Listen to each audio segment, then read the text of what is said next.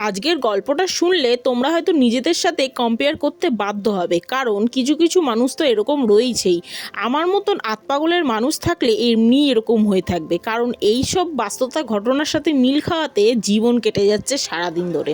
যাই হোক, প্রথমত কথায় আসি। কথাটা হলো যে আজকে আমি মটর পুড়িয়ে ফেলেছি। ঘুগনির জন্য রান্না করব, মটর সেদ্ধ বসিয়েছি এদিকে, তার মধ্যে আলু কুটতে বসে পড়েছিলাম। সেই করতে করতে আমি ভুলেই গেছি যে মটরে জল কম দিয়েছি, সেই ক্ষেত্রে মটর পুড়ে গেছে বা লেগে গেছে নিচে। সে কি করব, মাথায় তো আর কোনো রকম বুদ্ধি আসে না। সেই জন্য বুদ্ধি এসে গেছে রসুন পেঁয়াজ দিয়ে ভালো করে একদম কষা কষা করে রান্না করে দেবো ঘুগনি আজকে। যেহেতু আমি সেদিনকে নিরামিষ রাঁধবো, পরের দিন আমার নিরামিষ ছিল, তাই আগের দিন আমি নিরামিষভাবে ঘুগনি রান্না করে রাখছিলাম।